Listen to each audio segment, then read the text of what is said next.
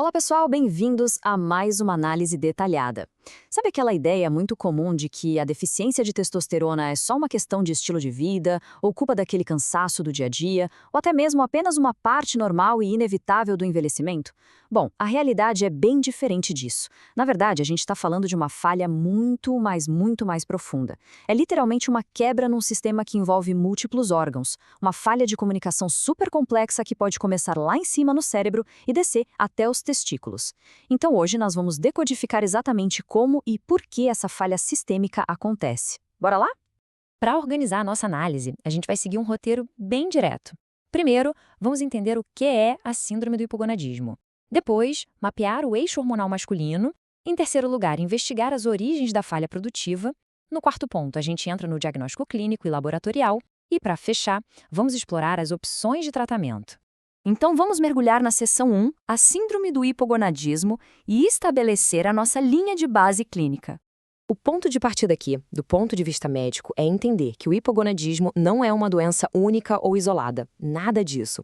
Na verdade, trata-se de uma síndrome clínica, ou seja, um guarda-chuva amplo de sinais e sintomas. E tudo isso resulta de uma incapacidade biológica muito básica. O corpo simplesmente não consegue mais produzir concentrações adequadas de testosterona ou não consegue produzir quantidades normais de espermatozoides. E nos piores cenários, falha nos dois. É basicamente a falência de uma linha de produção que é absolutamente crucial para a saúde.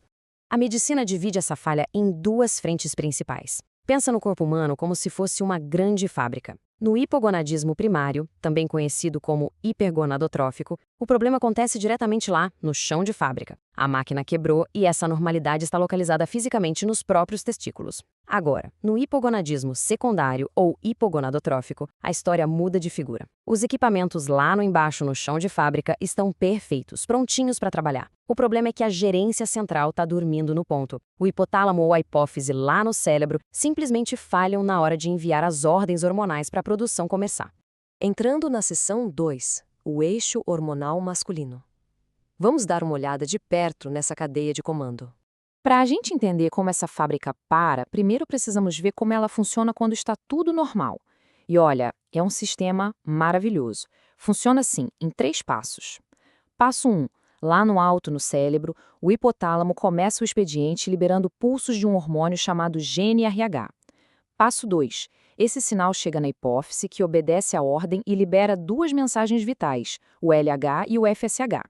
Passo 3. Esses hormônios descem até os testículos. O LH vai lá e estimula as células de Leydig a fabricarem a testosterona, enquanto o FSH fica encarregado de coordenar a produção de espermatozoides. É um fluxo perfeito, de cima para baixo. E o mais interessante é que o sistema tem um controle de qualidade próprio.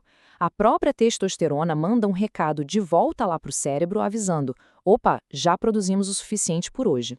É o famoso feedback negativo. Mas produzir é só a primeira parte do trabalho. Depois que a testosterona dá pronta, ela precisa ser distribuída, e isso exige uma logística bem rigorosa de transporte pelo sangue. É aí que entram as transportadoras. Os números mostram que de 30% a 45% dessa testosterona se agarra com muita força a uma proteína chamada SABG. A grande maior parte restante, entre 50% e 68%, pega carona numa ligação um pouco mais frouxa com a albumina. Agora, preparem-se para um contraste absurdo. Apenas 1 a 4%, sim, só 1 a 4% de toda essa testosterona produzida viaja totalmente livre pelo sangue, sem estar amarrada a proteína nenhuma. Essa é a testosterona livre. E o grande pulo do gato aqui é que essa é a fração VIP do sistema. É essa parcela minúscula que realmente carrega todo o poder biológico, pronta para entrar nas células e fazer o trabalho pesado de verdade. O restante está só viajando de carona pelo corpo. Bom, seção 3. Origens da falha produtiva. É aqui que a gente entende quando e por que a fábrica para de vez. Quando o sistema entra em colapso, rola uma dinâmica hormonal totalmente inversa. Voltando à nossa analogia da fábrica, na falha primária, a testosterona cai lá embaixo porque o chão de fábrica quebrou. E como a gerência no cérebro reage? Começa a gritar. Os níveis de LH e FSH no sangue vão lá para o teto, numa tentativa desesperada de forçar os testículos a voltarem a trabalhar. Já na falha secundária, a testosterona também está baixa, mas os níveis de LH e FSH estão baixos ou normais. Ou seja, a gerência está em completo silêncio, totalmente incapaz de perceber que o sistema parou. Mas o que causa essa quebra no chão de fábrica? o que gera a falha primária na vida real. Pode ser algo de nascença ou algo adquirido. Congenitalmente, o principal culpado é a síndrome de Klinefelter, uma condição genética que traz um cromossomo X extra, deixando os testículos com um volume bem reduzido. E no grupo dos problemas adquiridos, a gente tem a orquite viral, que muita gente conhece como consequência da cachumba. Além disso, temos a criptorquidia, que é quando os testículos não descem, e agressões diretas por toxinas severas ou quimioterapia. Tudo isso pode causar um dano estrutural irreparável. Em total contraste, a gente tem as situações que silenciam completamente o comando central, gerando a falha secundária. Uma causa bem fascinante é a síndrome de Kalman. Ela causa o retardo na puberdade, mas vem com um detalhe muito curioso. Está intimamente ligada à perda do olfato, uma condição que a gente chama de anosmia. Além disso, tumores físicos na hipófise também causam esse silêncio. Tem mais. Problemas metabólicos graves, como obesidade extrema e diabetes tipo 2, podem literalmente desativar o ritmo do cérebro. E, claro, o impacto devastador de certas drogas.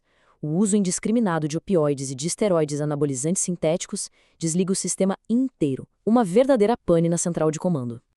E como é que tudo isso se manifesta visivelmente no corpo? A resposta é simples. Depende 100% do momento da vida em que ocorreu a pane hormonal. Se a fábrica parar, ainda na fase fetal, o resultado pode ser um micropênis ou uma genitália ambígua. Se o sistema falhar durante a infância, antes da puberdade, observam-se proporções eunocoides e faltam aquelas características sexuais secundárias, como os pelos no rosto ou a voz grave. Agora, se a interrupção acontecer só na vida adulta, depois do desenvolvimento completo, a apresentação é bem diferente. Resulta numa queda brusca, com perda repentina de libido, disfunção erétil e os níveis de energia e humor indo parar no chão. Chegamos à seção 4, diagnóstico clínico e laboratorial.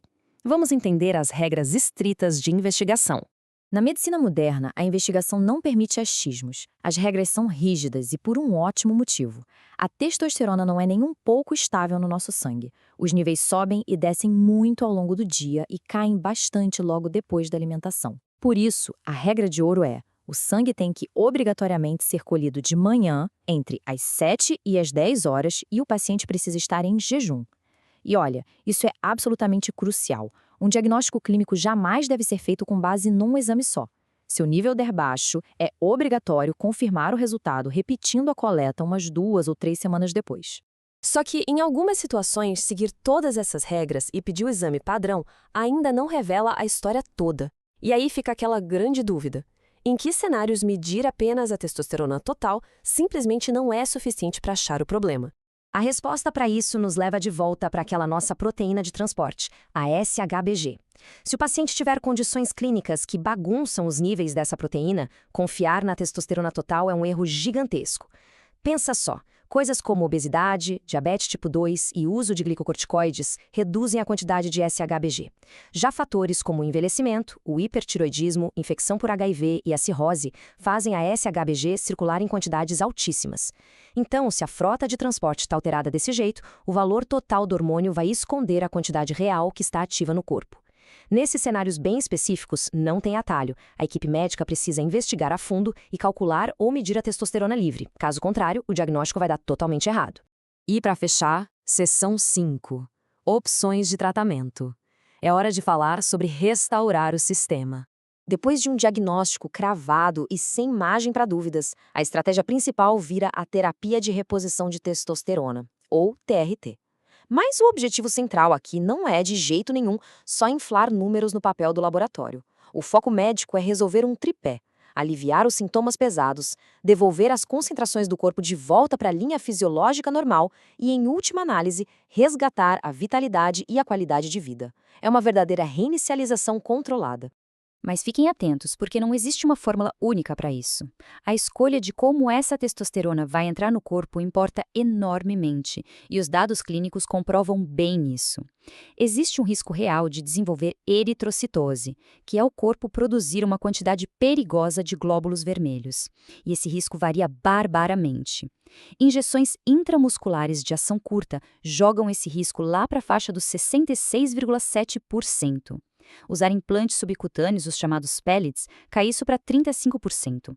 E o uso de gel transdérmico diário despenca a chance de complicação para apenas 12,8%. É o mesmíssimo hormônio, mas com perfis de risco drasticamente diferentes, ditados só pela forma como entram no corpo. Incrível, né? Isso só prova a extrema sensibilidade e complexidade das nossas vias biológicas. E assim, a gente conclui essa análise deixando uma reflexão provocativa. Será que aquele sintoma que a gente costuma achar que é isolado, tipo um cansaço que não passa ou uma perda gradual de libido, não poderia, na verdade, ser o grande alarme do sistema inteiro disparando? Como a gente viu hoje, quando esse eixo hormonal quebra, o impacto varia desde a nossa densidade óssea até o metabolismo e o estado emocional. Fica a grande lição de que entender a saúde humana exige sempre um olhar muito amplo, porque no fim das contas está literalmente tudo conectado. Até a próxima!